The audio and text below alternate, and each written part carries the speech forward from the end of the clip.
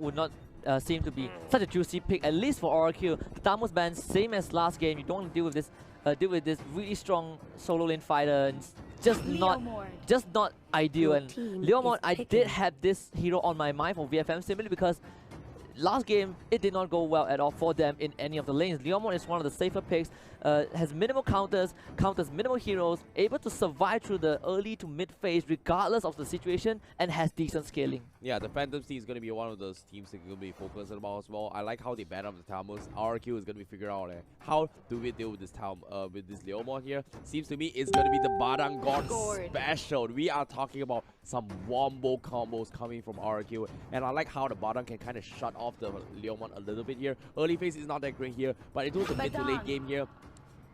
If you're worried about a Phantom Seed here, why not just burst him down on the spot then and there? Yeah, and because of that, Gors, now Liam poses an extra layer of threat, right? You have Vin, you have Liam, these two frontliners.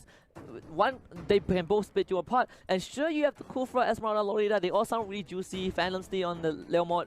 But this Gord alone basically shuts down what VFM might try to do, because none of them have the mobility. Maybe the Esmeralda, maybe the Leomord, but even so, with Grog and Arkai in the picture in the favor of RRQ, it's not going to look easy for VFM.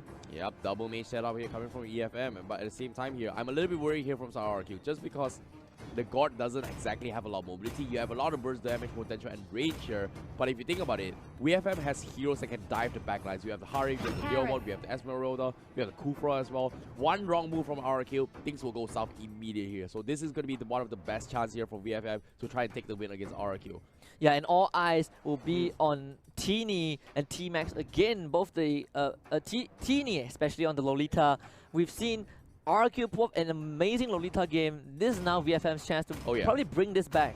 Definitely. And Retribution up on Harif as well. So this is where VFM is going to try to contest some of those. Kai was a big block pick to VFM, but now we're in game number 2 of this best of 3 RRQ. They just need one more to secure the 3 points. Well, I beg to differ from you here. I feel like VFM has a really strong chance in game number 2. But ladies and gentlemen here, those of you watching at home, this is RRQ going up against VFM on the game 2 here in this second series for the MLBB World Championship M1.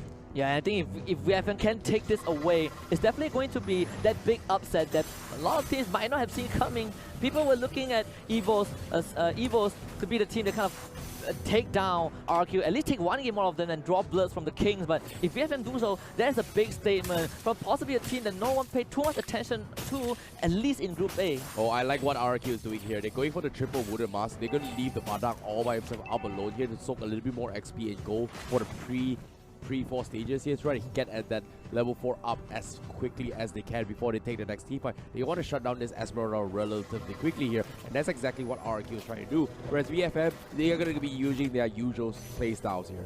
Yeah, and I like the respect given from RRQ in comparison to the first series against Evos SG, where they were like, hey, we're gonna walk right into you and take you on. RRQ for this one, for this series at least, they've been playing a bit slow, maybe because of what VFM the uncertainty of what VFM can bring to the table, but at the same time, it's just patience from RRQ. Just amazingly good discipline from this team. Yeah, how long can they be patient? That's going to be the question here. They have the Grok to go for the aggression here, but I can see that they're going to be using the Grok not just as an aggressive open, kind of like an open ward where he's going to be opening up the map here, but I can see that it's mainly used to try and zone or push back any guys from VFM from diving the God from behind, which is exactly what they're trying to do here. I am Jago, he's already have the 4. Is he going to go for the laser beam? Let's see, but as of now, Lucky. They do find Lucky, but here comes the fantasy for Teeny. Jump straight on the Tuturu, will get the pushback onto him, and here comes Sai. They're going to flicker right in, and Teeny will get the first blood onto Carry. Very well done. Liam goes down as well. That's the double kill for Teeny, and guess what? VFM, they want to go for more.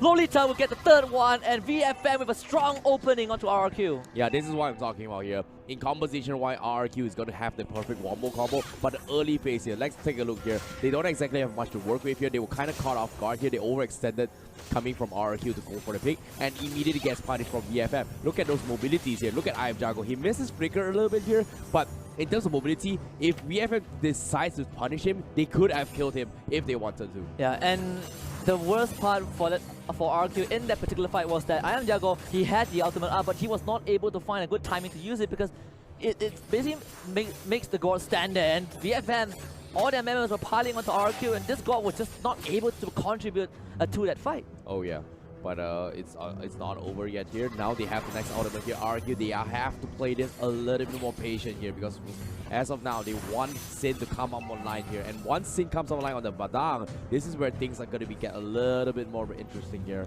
But as of now, VFM, they are not going to be putting up the pressure here. It seems to me RRQ, they're fighting for opportunity. They might scout out Brawly. They do see Vin as well. T-Max will be defending that corner of the jungle, and what makes it worse for RRQ was that Tuturu was involved in that first fight and also died off. So now you're gonna slow down the carry, which is perfect for VFM. Tuturu, the gold crab here is going to be up for contestants here. You can see commitments coming from RRQ, but this commitment has a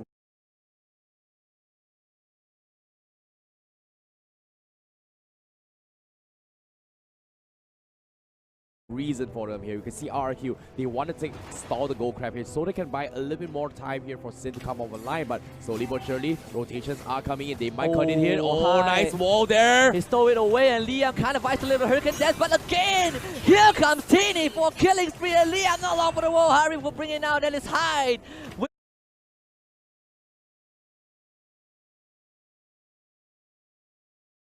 that 5th kill for VFM, and RRQ collapse. Nice wall there, seemed like a good start, but RRQ got baited. Here comes the aura, but Brawly, not enough damage. They need more on Sin. It's not over yet as well. RRQ, they will lose Tuturu down below, and VFM, they're back in the game. Yeah, VFM, you talk about how this team is the aggressive team. They are the aggressors. They like to take fights. Game 1, they took the fight, even though they're on the back foot. Guess what? Now they have the lead. They're going to keep doing this, and they're not going to stop. Yeah, just based on the draft. That's the power of the Kufra, right? Like you see, RRQ was a little bit afraid here. Most of the times, Kufra was just in your face. They're afraid of those Tyrants' rages, afraid of those Tyrants' revenge as well. And we have not seen a really big play coming from Kufra, from VFM. But RRQ, I'm pretty sure in their minds here, they're very worried about it. Yeah, and because of 2 botch fights, RRQ now, they are on salvage mode. They need to kind of fall back onto low economy mode, just because Tuturu was not able to gain any benefits off of that. 2 deaths for this carry.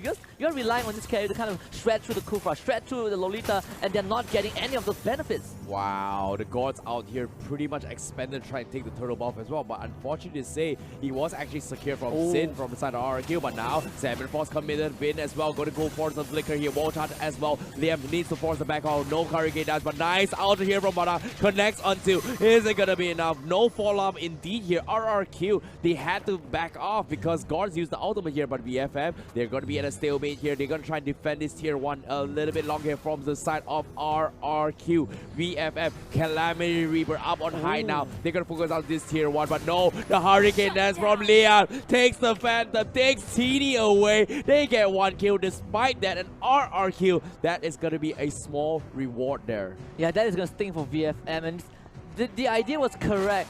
Teeny wanted to play the zoning game, but kind of ignore Liam, who was there, who was ready with a Hurricane Dance, just pushes him back to that inhibitor. No way for this Lemon to get out. Worst part was VFM didn't get the tier 1 tower, and now RQ able to get that small lead and on the hero with the highest bounty and a streak as well. Fantastic defense there coming from RRQ. Like, they took that situation really well.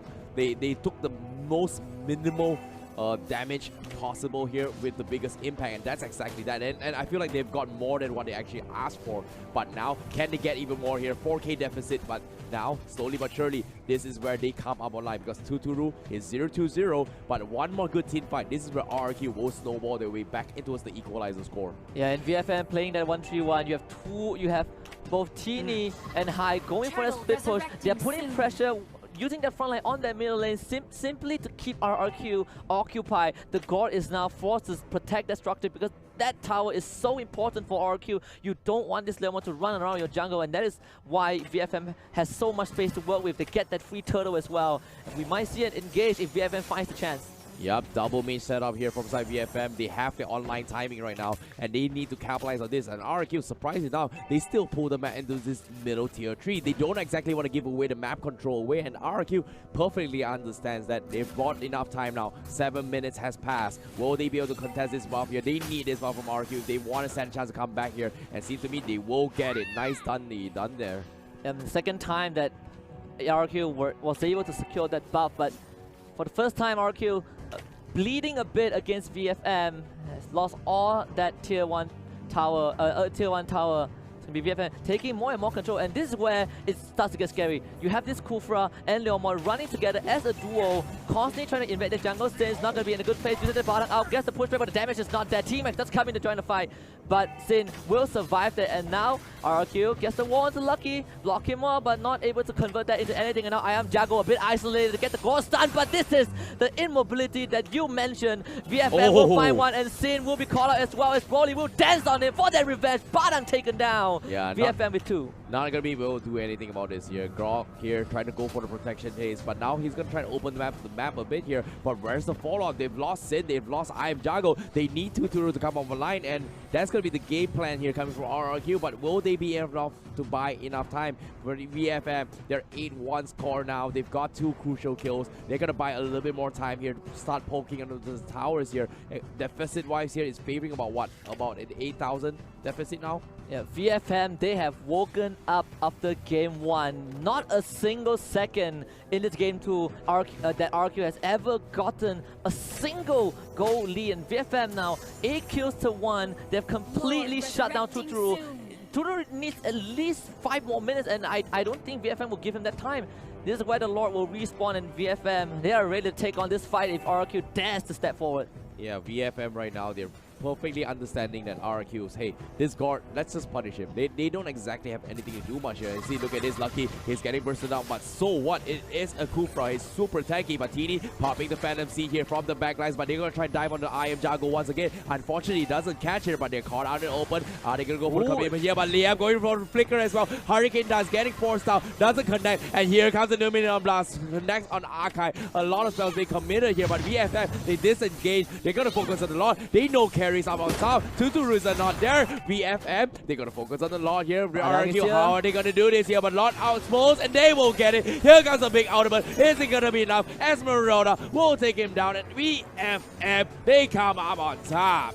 What a clean fight. The moment I am Jago finishes that ultimate, VFM, they put the pressure. They were not looking for the kills. They were looking to push RQ back, but RQ now tries to get something in return. T-Max survives that, but guess what? It is now the Broly show. He is way behind, but he will get one for now. Is Sin taking out Tuturu out of the fight. That's your RRQ core completely eliminated, and Broly is not afraid to go for more. Pushing RQ back into the base. The suffocation is real from VFM.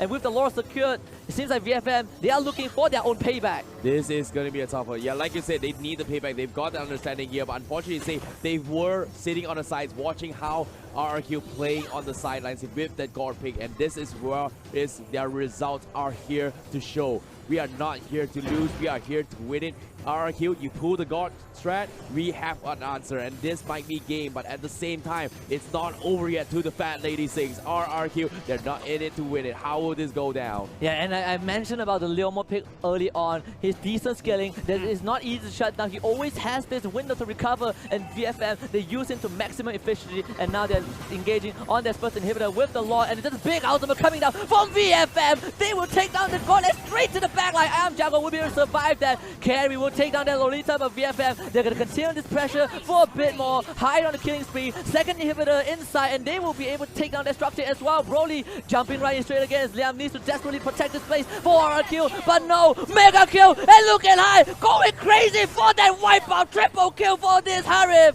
and VFM, they draw blood from RRQ.